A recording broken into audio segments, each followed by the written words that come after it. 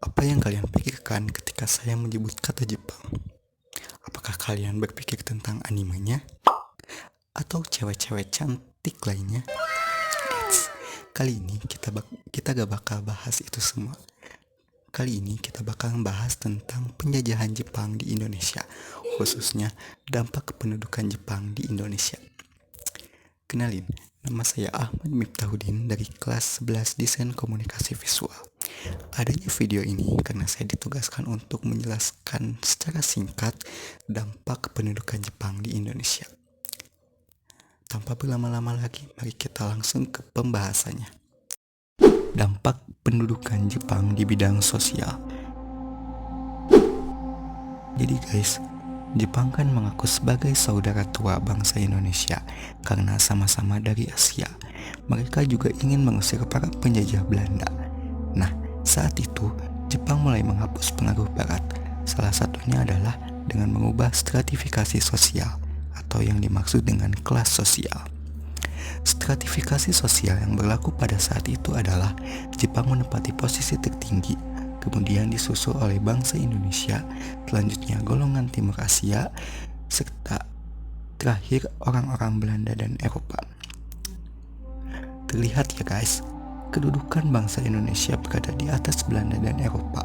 Secara tidak langsung, hal ini berdampak pada semangat bangsa Indonesia yang percaya diri untuk mengalahkan dominasi bangsa Eropa. Kepercayaan diri ini bahkan tetap bertahan saat Indonesia mengusir sekutu saat mereka kembali ke Indonesia pasca kemerdekaan antara tahun 1945 hingga 1949. Namun, hal ini juga memicu kekerasan yang terjadi kepada golongan Tionghoa dan Eropa.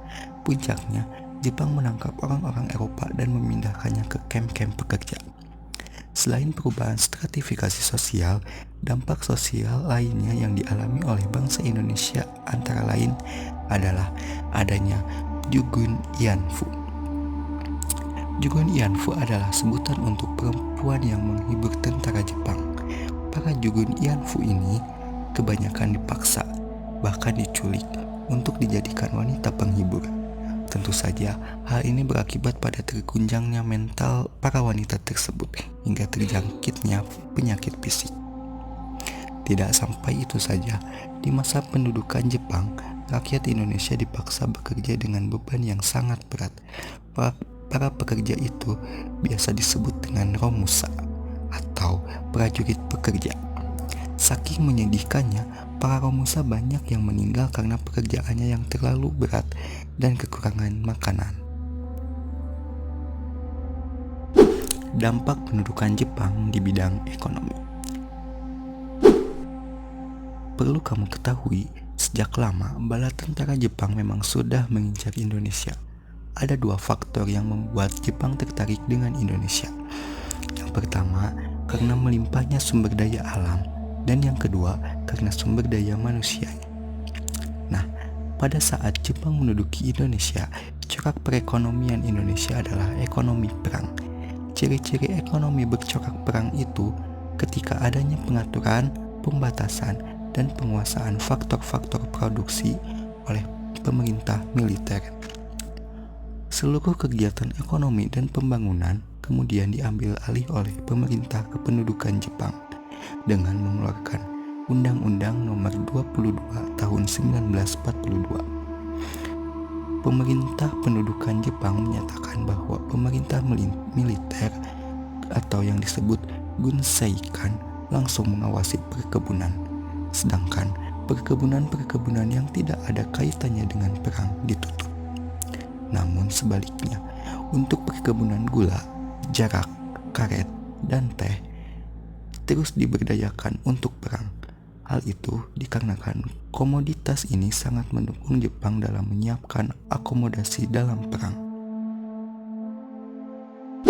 Dampak pendudukan Jepang di bidang pendidikan.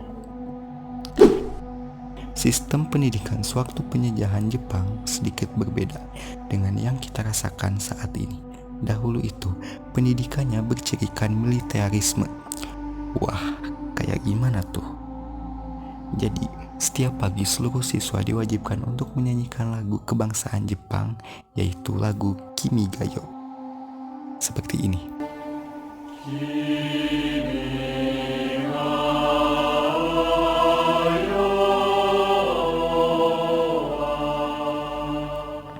Kemudian mengibarkan bendera kebangsaan Jepang yang disebut Hinomaru, dan harus menghormat kepada kaisar atau dewa Jepang yang disebut Seikirei.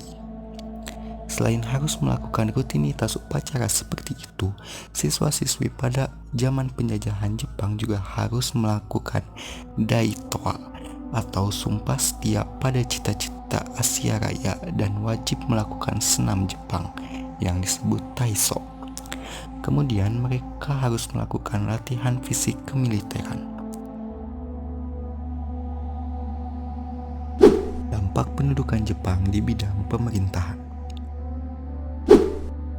Dalam bidang pemerintahan ini, Jepang yang saat itu berhasil menyingkirkan para penjabat kolonial mulai mempromosikan orang-orang Indonesia yang berkompeten untuk masuk ke dalam pemerintahan. Ini lumayan positif ya. Soalnya, masyarakat Indonesia mulai mendapatkan jabatan dan kekuasaan. Otomatis, masyarakat Indonesia mulai berperan sebagai penyelenggara pemerintahan di negerinya sendiri. Dampak lainnya adalah Jepang mulai membagi struktur pemerintahan desa dengan satuan lebih kecil yang dinamakan Tonarigumi. Struktur ini masih bertahan hingga saat ini, yang biasa kita sebut dengan rukun tetangga atau RT.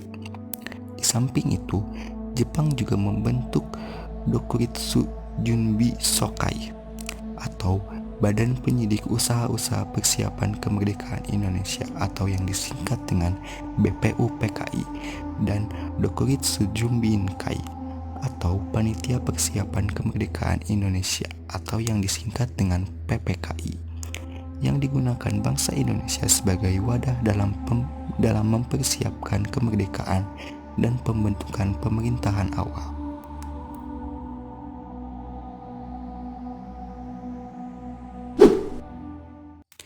Mungkin segitu saja untuk penjelasan sejarah dampak kependudukan Jepang di Indonesia untuk saat ini. Kurang lebihnya saya mohon maaf, dan saya mengucapkan terima kasih bagi kalian semua yang sudah menonton dari awal sampai akhir. See you next, bye-bye.